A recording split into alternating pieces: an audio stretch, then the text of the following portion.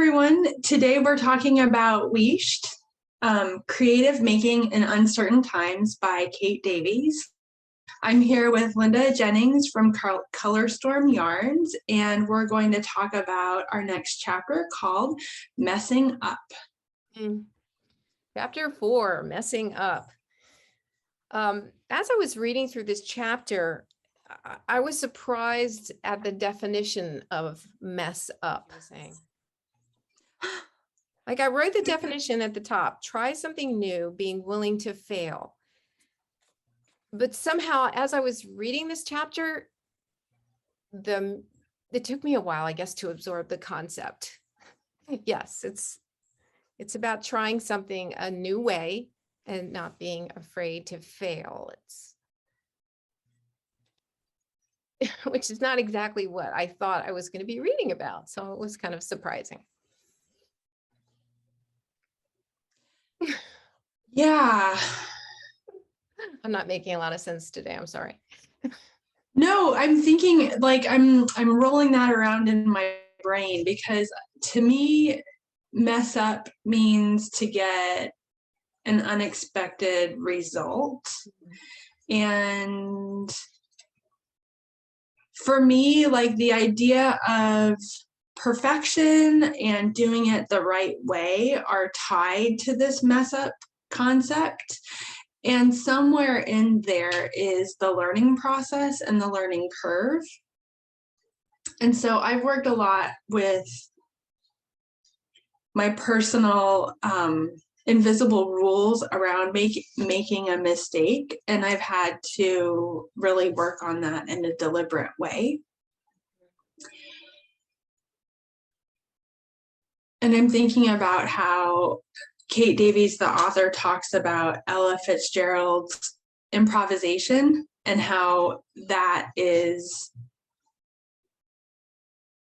it a deliberate mistake to do improv? I mean, you can't really have the expectation that the result will be good when you're doing an improv situation, and you kind of have to anticipate that mistakes will happen, but that's sort of where the juice is. Yeah, I don't think her intention was to mess up, meaning to make something look bad. No. I think the mess up was to mess with something, to try something new. So Ella Fitzgerald took singing in a new direction along with her contemporaries, but she kind of legitimized perhaps the art form of that scat singing, and she did it so beautifully and so bold that I think everyone was in awe and could no longer deny it as a beautiful art form. Yeah. Maybe what Kate Davies is saying is that mess up is more of a mashup, where you try to put two opposite things together. I don't know. I'm just thinking about different ways and words, and the Ella Fitzgerald concept or improvisation is the idea of music, which is usually very scripted and formal. I mean, you're a musician, so you play the notes in a certain way in a certain order. And then we have Ella Fitzgerald sort of taking those ideas and the form and going off script. It's funny because my brother tried to teach me how to improvise. Mm-hmm. We played together for about a year. Every Wednesday, was it? He would play on the piano, I played on my recorder. And at some point he said, "Oh, I'll teach you how to have a jam session. It's really easy." I had a very hard time with it, actually. It's I think it requires more musicianship than he realizes. And I don't have that, all the foundations of my scales and arpeggios that a true musician would have. I have some background, I understand them, but I have never mastered them. So I played around with it, but I never really felt like I created anything beautiful. So I could really appreciate the the genius of Ella Fitzgerald. I mean, I wasn't afraid to mess up. I tried something new. The fact that I didn't make anything beautiful is fine. And I guess that's the point. Because sometimes when you try something new and you're willing to mess up, you do come up with something nice. Yeah. I have sweaters that are failures. I have sweaters that are successes. I have a lot of sweaters that I made with kind of minimal success that I didn't end up wearing very much. But, you know, you have to keep trying, I guess, if you want to. You know, with a hobby, you have the option. You can just keep trying if you want to. But if you want to grow your hobby, I guess Kate Davis's point is be willing to mess up, be willing to try an idea, and maybe it's not coming out exactly the way you wanted, but maybe in the next sweater, it'll get better. That concept of your instincts are developed, right? Your artistic eye is developed rather than just relying on other people's artistic eyes and just always doing what they tell you is the right thing to do. If you're willing to mess up, you can kind of discover your own artistic eye, what appeals to you, what works and what doesn't. I love that. Yeah.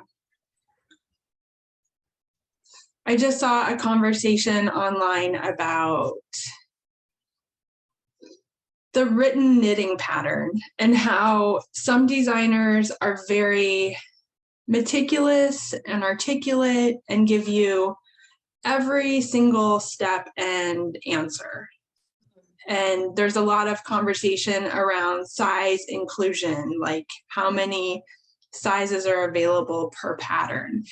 And then the flip side of that is some cultures, like the Japanese knitting culture, have very bare bones, minimal patterns. And the knitter is expected to know how to shape a sleeve within the motif of the lace pattern. And so the sleeve shaping is not even included in a written Japanese pattern. And it's the culture of how those patterns are written. And to your point, there's a little more artistry, like you have a little more freedom if you don't have the directions. But for me, I feel like if the directions are written, it's very difficult to go off script at that point, because I assume, as a knitter, I assume the designer put it there for a reason. And until you've knit the whole thing from start to finish, you don't know if that reason is their skill level, their design choice, if you have a better way to do it, that you could substitute that. And I don't know, it's just different ways of doing things. Yeah. And some pattern writers are sort of very conversational and like Yes. talk about their thinking behind a pattern and maybe giving you thoughts on how you might alter it. And other pattern writers are just very, you know, bare bones. They give you all the sizing information, but they aren't very conversational about it.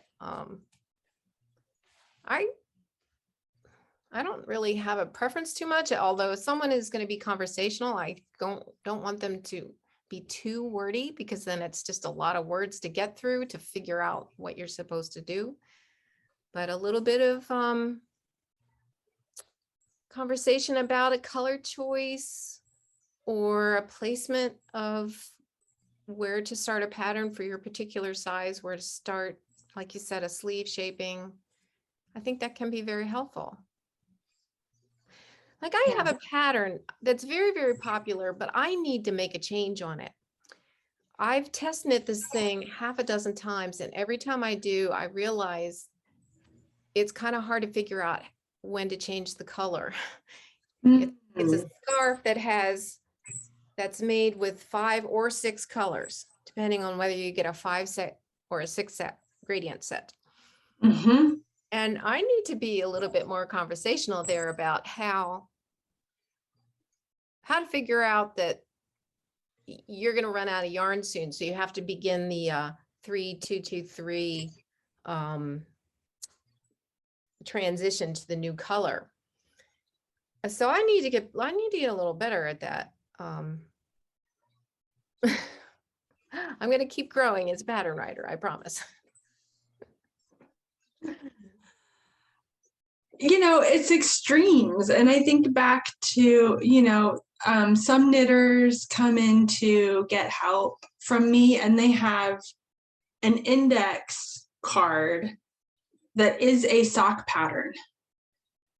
So there's all extremes, and it's there's good things and bad things about both ways. Yeah. I think. Yeah, and these days there's so much out there for a knitter. You can kind of find designers that you like, and you can stick with I love it. I know there's so much information out there. It's a really beautiful thing, I tell you. Knitting is such a nice hobby to be part of. For sure. So do you have any plans to try the homework?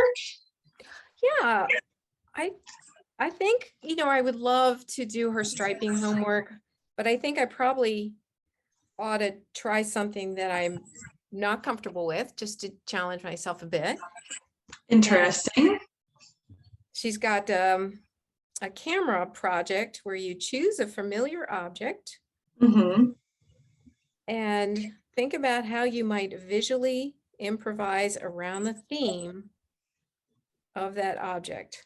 So with the camera on your phone, explore and try to exhaust the possibilities of representing that object.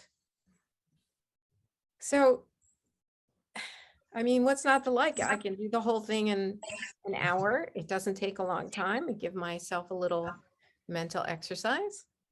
I'm going to do it. Cool. We can't wait to hear how that turns out for you. What are you going to try? I'm going to read the poem, 13 Ways of Looking at a Blackbird. And it really interested me she talks about on the last page, there's a surgeon and musician, Charles Limb, and he shares his research about extempore creativity and the brain in it looks like a video called Your Brain on Improv. So I want to watch that. Oh, cool. I can't hear what you think about it. It's going to be interesting. Well, thank you for joining us. And it was really interesting starting this new chapter called Mess Up.